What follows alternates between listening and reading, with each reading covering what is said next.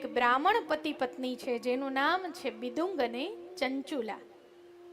પત્નીનું નામ છે ચંચુલા અને પુરુષનું નામ છે બિદુંગ. હવે બિદુંગ પણ એના જે મિત્રો છે એની સાથે રહી અને અવળી બુદ્ધિ વાળો બન્યો, પરસ્ત્રીનો સંગ કરવા લાગ્યો. એટલે એકવાર ચંચુલાના મનમાં વિચાર આવ્યો કે હું આટલી ડાય છું, હું મારા પતિને વફાદાર છું, છતાંય મારો ધણી મારી કિંમત નથી કરતો, તો હવે હું એને બતાવું કે ખરાબ રસ્તે ચડીએ તો કેવું લાગે. એટલે અહીંયા બિદુંગ અને દરરોજ એના મિત્રો છે, એ મિત્રોનું કામ પણ એવું છે કે ભગવાનથી દૂર રહેવું, વિમુખ રહેવું, અનીતિથી વેપાર કરવો. એટલે હવે એમને જોતા જોતા એના મનમાં પણ એવો ભાવ જાગી ગયો. પછી પોતાની પત્ની ચંચુલા પ્રત્યે એમને પ્રેમ ન રહેતા પરસ્ત્રી તરફ એનું ધ્યાન જાય છે. એટલે ચંચુલાને થયું કે મારો ધણી જો આવું કરી શકે તો હું કેમ નહીં, અને મને બહુ પતિવ્રતા રહીને મળ્યું શું. એટલે પોતાના પતિને સુધારવા માટે ચંચુલા પણ કુમાર્ગે વળી છે. પણ બિદુંગ કહે છે કે તને જેમ મજા આવે એમ કર, પણ આપણા ઘરમાં પૈસા હોવા જોઈએ. પછી તો પત્નીને પણ છૂટો દોર મળ્યો છે. પણ સમયની ગતિ ન્યારી છે. કાળચક્ર જ્યારે ફરે એટલે યુવાની અને એમાંથી કર્મ કરતા કરતા ગઢપણની ગતિ આવી છે. બિદુંગ છે એ મૃત્યુની ગતિને પામ્યો છે. હવે ચંચુલા પણ ધીમે ધીમે ગઢપણ તરફ આગળ વધી છે. અને આ શરીર હોય ત્યાં સુધી જ માણસ સન્માન આપે. એક પૈસો અને બીજું શરીર, આ બે અહંકારના મુખ્ય કારણ છે. રામાયણમાં કહ્યું છે કે અહંકાર અતિ દુઃખદ ડમરુઆ. અહંકાર છે એ કેન્સર જેવો ભયાનક રોગ છે. અને અહંકાર થવાના મુખ્ય કારણમાં એક છે રૂપ અને એક છે સંપત્તિ. પછી તો કુળનો હોય, વિદ્યાનો હોય, જ્ઞાનનો હોય, ઘણા અહંકાર હોઈ શકે. પણ ચંચુલાને એમ થયું કે હવે તો હું ગઢપણ મને આવી ગયું છે, હવે મને કોઈ પુરુષ મારો સાથ નહીં નિભાવે. એટલે ચંચુલાએ નક્કી કર્યું કે હવે ભગવાનના માર્ગ તરફ વળવું. અને જેવું વિચારો ને એવું જ તમારી આજુબાજુ થાય. આપણે ઘણી વાર નથી કહેતા કે મને ઘણી વાર ઈચ્છા થતી હતી કોઈ સારા ગુરુ મળી જાય, સારા ગુરુ મળી જાય. તો એવું બને કે કોઈ એવો વ્યક્તિ તમારા જીવનમાં પ્રવેશ કરે કે જે વર્ષોથી આ પ્રશ્નો તમારા મનમાં હોય એનો જવાબ સહજ મળી જાય.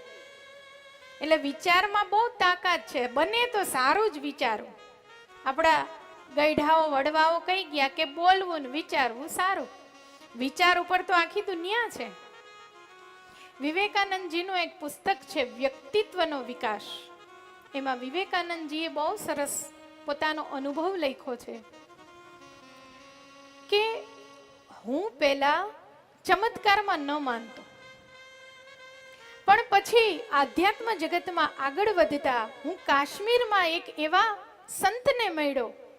ખુદ વિવેકાનંદજી લખે છે કે અમે નક્કી કર્યું કે આ બધી જ વસ્તુ અહીંયા લઈ આવી આપે છે તો અમારે એની પરીક્ષા કરવી છે. એટલે એક રૂમ અમે બંધ કર્યો, બધા સાધુ સંતો અમે ભેગા થયા અને એ જે સંત મહારાજ હતા એને અમે બેસાડ્યા.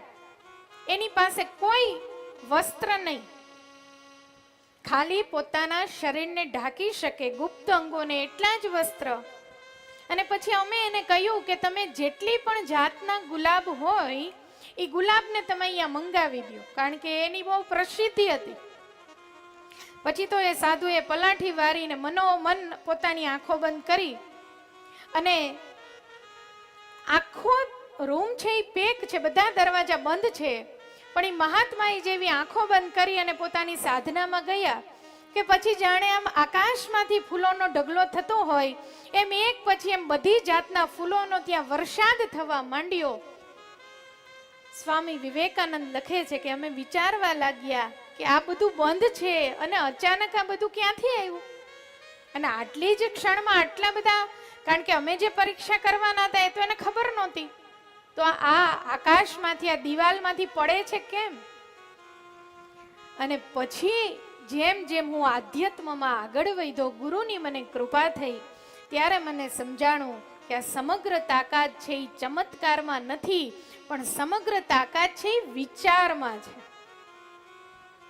અને એ વિચારની દ્રષ્ટિએ એટલા બધા પાવરફુલ હતા. આપણે નથી કહેતા કે સાધુ બોલે એટલે થાય જ હો, કારણ કે એની પાસે સાત્વિક ઉર્જા હોય.